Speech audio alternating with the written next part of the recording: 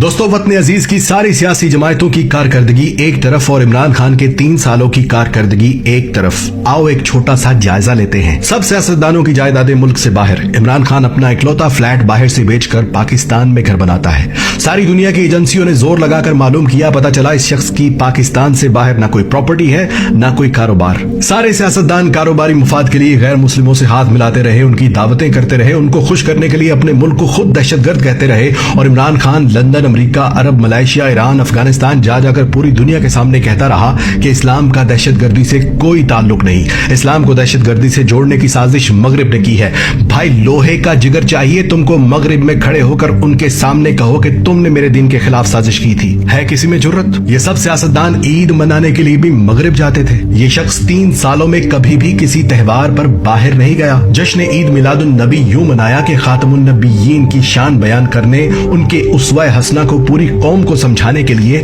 رحمت للعالمین اتھارٹی بنا دی، جس سے پہلی بار 12 ربیع الاول پر سرکاری طور پر نبی پاک صلی اللہ علیہ وآلہ وسلم کی ولادت پر اسمبلیوں میں چراغاں کیا گیا، درود شریف صلوات کی آوازیں گونج رہی تھیں۔ لاہور کو پیرس بنانے والوں نے سود پر ادھار پیسہ لے کر لاہور میں اورنج ٹرین میٹرو بس تو بنا دی، جس کا قرض ہم آئندہ 30 سالوں تک بھی اتارتے رہیں گے، مگر اسی اورنج ٹرین کے آس پاس دور دراز سے آئے لوگ فٹ پاتھ پر سوتے رہے۔ سخت سردی میں بے یار و مددگار بے گھر لوگ ٹھٹھرتے رہے، نہ کوئی سیاستدان آیا ان کے پاس، نہ کسی چیف جسٹس نے نوٹس لیا تھا۔ پھر اسی عمران خان نے وہاں پر پناہ گاہیں بنا دی، مفت کھانا بیت المال سے کھلا رہا ہے، ہزاروں لوگ مستفید ہو رہے ہیں، اور اب کم سے کم کوئی غریب، کوئی پردیسی سخت سردی میں فٹ پاتھ پر نہیں سوتا یا بھوکا نہیں رہتا۔ سیاستدان اپنا علاج لندن میں، امیر اپنا علاج پرائیویٹ اسپتالوں میں کرواتے تھے، اور غریب کو سرکاری اسپتال کے چکر لگانے کے لیے چھوڑ دیا گیا، جہاں کسی غریب کو معمولی آپریشن کی تاریخ بھی 3 مہینے کی دی جاتی تھی۔ 2 رستے ہوتے تھے غریب کے پاس، یا تو وہ کسی سے لاکھوں روپے ادھار لے، زیور بیچے، گھر بیچے اور پرائیویٹ اسپتال میں جائے،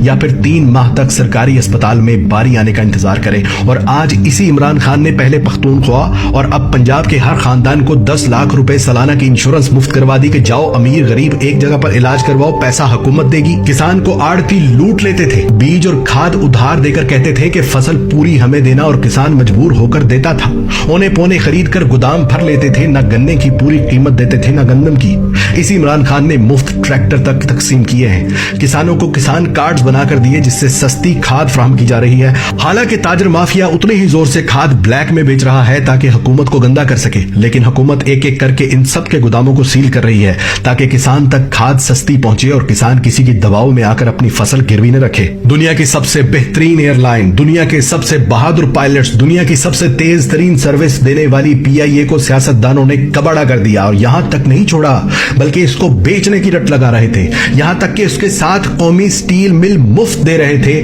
PIA کی ملکیت امریکہ میں موجود روزویلٹ ہوٹل گروی رکھ چکے تھے، جس کی نیلامی کی تاریخ مقرر ہو چکی تھی۔ قومی ایئر لائن کی سروس کویت، عراق، یورپ، امریکہ سمیت متعدد ممالک میں بند کی جا چکی تھی کہ PIA آج بند ہوئی کہ کل، اور پھر اسی عمران خان نے PIA کو قرض کی دلدل سے نکالا، اس کے ہوٹل روزویلٹ کا سارا قرض اتارا، کویت سمیت تمام ممالک کے لیے ایک ایک کر کے PIA کو پھر سے چلا دیا۔ اور سنو، اب پائلٹس کی ٹریننگ کے لیے خطے میں سب سے پہلے جس نے ڈیجیٹل مشینری خریدی ہے اس ملک کا نام پاکستان ہے۔ بینک غریب کو جوتے کی نوک پر رکھتے تھے، قرض چھوڑو بجلی کا بل جمع کروانے کے لیے بھی لمبی لائنوں میں لگتے تھے، قرض صرف امیروں کو ملتا تھا، اور اسی عمران خان کی بدولت وہ سارے بینک اس بات پر راضی ہو گئے کہ وہ اپنا گھر اسکیم میں غریبوں کو بلا سود قرض دیں گے۔ سیمسنگ جیسی انٹرنیشنل کمپنی کے موبائل فون اور ٹی وی پاکستان میں بن رہے، موٹر سائیکل اور الیکٹرک گاڑیاں پاکستان میں تاریخ میں پہلی بار بن رہی، سیاحت میں پاکستان کو نمبر 1 ڈیسٹینیشن پر لے آیا، اسکردو کا ایئرپورٹ چلا دیا جہاں روزانہ ہزاروں ملکی اور غیر ملکی سیاح آ جا رہے ہیں۔ پہلا وزیر اعظم جو 18ویں ترمیم کے باوجود سندھ والوں کو بھی ٹرانسپورٹ کی سہولت وفاقی بجٹ سے دے گیا، ہندوستان کی چھاتی پر پاؤں رکھ کر ڈیم بنا رہا،